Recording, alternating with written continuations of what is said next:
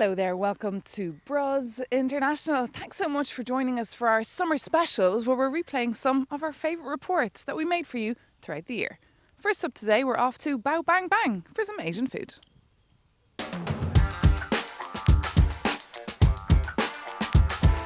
J'ai eu l'idée du Bao Bang Bang suite à des voyages que j'ai fait pour mon ancien boulot, où je me baladais pas mal en Asie et je suis tombé sur cette petite brioche que j'ai trouvée super sympathique. Et donc quand je suis rentré ici, je voulais en remanger et j'en trouvais pas. Et donc j'ai commencé à élaborer le projet et petit à petit j'ai ouvert Bao Bang Bang et tout se passe bien. Moi je suis d'origine belgo-congolaise, donc rien à voir avec l'Asie. Mais maintenant, la cuisine, c'est international. Et si on aime quelque chose, c'est pas parce qu'on n'est pas de la nationalité qu'on ne peut pas s'y intéresser. Et moi, je trouve ça génial que plusieurs nationalités s'intéressent à d'autres cuisines. J'adore, quoi. Le bao, c'est comme un appareil à pain. Donc, il y a un pétrin, quoi. Donc, il y a de la farine de blé, du lait, de la levure, du sucre. La seule différence, c'est qu'on ne le cuit pas au four, mais on le cuit à la vapeur. Et donc, on fait bouillir de l'eau et par l'ébullition, le pain gonfle et devient très moelleux, comme ça, il est très alvéolé. C'est une petite brioche, en fait. En constant, on a chaque fois 6 ou 7 bao à la carte. Il y en a certains qui changent et d'autres qu'on ne peut pas changer parce que les gens le veulent absolument. Notamment le porc qui, par exemple, est le classique de chez nous. Le canard et le poulet fonctionnent très très bien aussi. Le bao à la base se mange dans la rue. On va au boulot, hop, il y a un petit marchand ambulant, on prend son bao, on le mange sur la route, ou alors on est sur la pause du midi, on s'assied sur des petites chaises, on boit un petit coup, tac tac, ou à la sortie du boulot. Et nous, on a voulu ramener la street food inside, quoi, à l'intérieur, et donc voilà, Bao Bang Bang a été créé. Next, in this report, we meet Kool Koor, an American artist who was brought up in the Bronx but came to Brussels 32 years ago.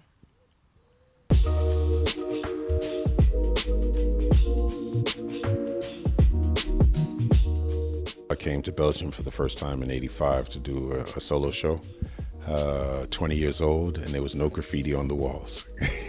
So that was a rather surreal moment for me to discover Europe for the first time in a professional way, and realizing that the very reason I was there was because of graffiti art, and there was no graffiti art in the city. Probably the most remarkable thing would be the rooftops, because in New York you don't have terracotta rooftops. So seeing all of the tiles and terracotta rooftops was like, wow, what is this place, you know? I came from the South Bronx. It was a rather violent area where I grew up. But when you're growing up in it, you don't realize how violent it is. When you leave and you go back and you're like, ooh, I used to do that. However, the Bronx is like the size of Brussels. So how is it possible that the entire place can be impoverished and bombed out and violent? There are beautiful places in the Bronx. Jean-Michel Basquiat and Keith Haring were friends of mine. I knew Keith Haring before his career really jumped off and he became very famous. Jean-Michel, I met him at the point where he was making that transition into becoming very, very popular. We used to hang out, go to parties, invited to the same parties, see them at the same art exhibitions, eating in restaurants, stuff like that. And ultimately exhibiting in the first exhibitions around graffiti in New York and also internationally. At a very young age, I mean, I didn't even get out of high school yet, I knew that regardless of whether I'm going to study architecture, interior design, or whatever, art is going to be with me. I don't know on what level, but I want to continue creating and let that be my profession. I think the fine line in between everything that I'm doing is if it involves freedom of expression and creativity, I'm comfortable. So I produce music, I write music, I perform, even theater, from voiceovers. I cook, have a diploma as a chef cook traiteur. Everything that's involving being spontaneous and creative, inspires me. So I say, if today I can never paint again, I'll do music and I'll be happy. If I can never do music, I'll cook. If I can't cook, I'll do something else. I have no, I don't hold one thing higher than the other. I think my approach is always the same. It's spontaneous. I like to be influenced by the moment itself. So I try to not think about anything before I start to paint. The constraints are the allotted time to finish it. If you have to put the city of Brussels as a global person, being one person, I think that they start to become receptive now because you see a lot of graffiti-based artwork appearing on a regular basis. Each commune has their contribution. Obviously, the capital, Brussels, is probably has the most work, but we're in the process of doing something about that.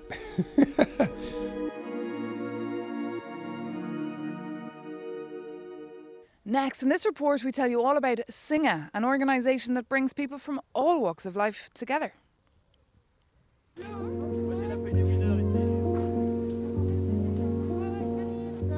So today we are in one of the Singa activities. So Singa activities' purpose is to make newcomers in Brussels and local people meet each other.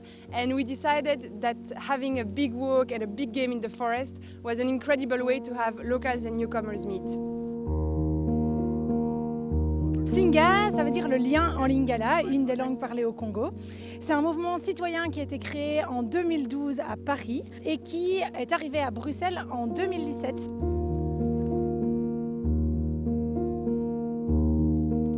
As in every Singa activities, we try to have a very mixed population. So we always try to have about 50% of newcomers and 50% of local people. In average, we have about 10 activities per week, so around 400 per year.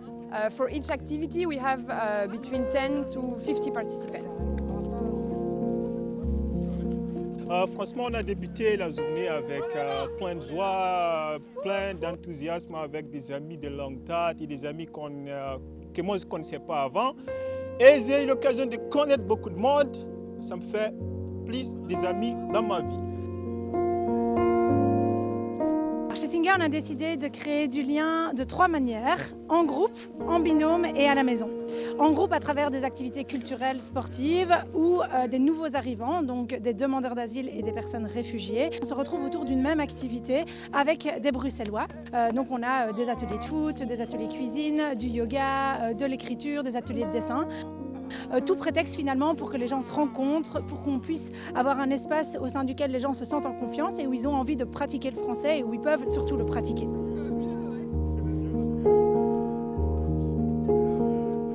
Moi je viens de Guinée-Conakry, un pays de l'Afrique de l'Ouest, qui partage les mêmes frontières que le Sénégal, où il n'y a pas de paix. Le Singa, franchement, c'est quelque chose qui me dit que c'est quelque chose que j'ai beaucoup aimé, j'aime bien. Je suis kurde syrien, donc ça fait 4 ans et demi que je suis là à Bruxelles.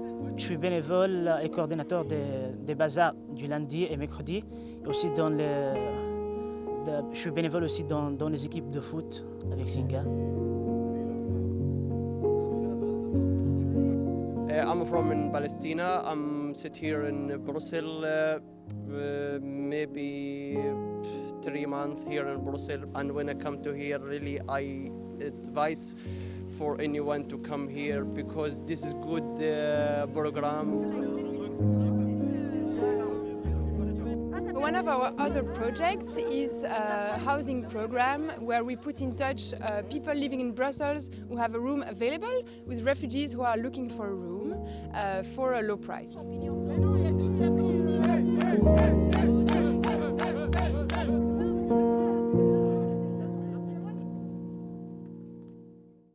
And finally, in this report, we get to know Alex. He's a musician and a singer known for his sad lyrics. Tangerines, tambourines, Zingara like content stars. Skin to skin, you take off my chin, you collect my love in a jar. I never was a composer or producer or things like that. I just wanted to write things and to share it with people, and the music was just the perfect way to do that. I don't have yet the perfect career, like I just do song, I post it on the internet.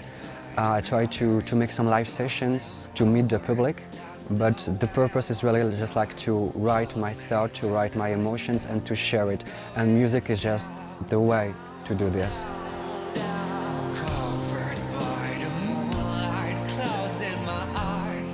I cannot reduce myself in one genre. That's like so frustrating for me. The only thing that's constant is the lyrics. I'm always talking about sad things. I don't know why. That's always bad love stories or talking about depression or things like that. It's just a way to bring the sadness out of me. Long river, desire, Singa around the fire, gunfire, broken mirror.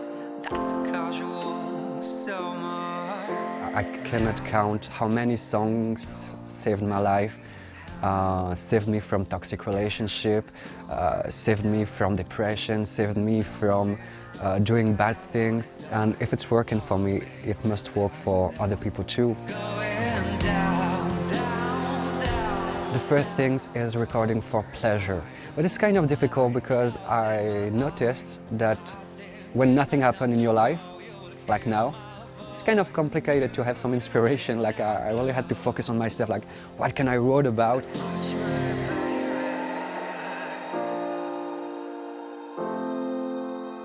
I miss traveling, so I try to travel with songs. I really love my city, like I love Brussels so much. This is a city I love, I want to live here forever. But when you're stuck here and you always see the same streets again and again and the same people again and again, I love it, I love them, but oh shit, I want to see something else.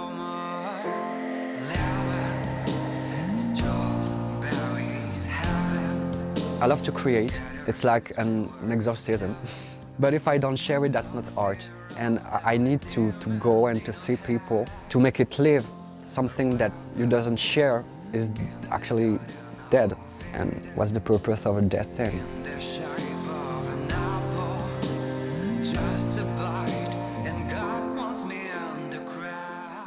Well, that's it for this edition of BRUZZ International. Take care, enjoy the long sunny days, and see you soon.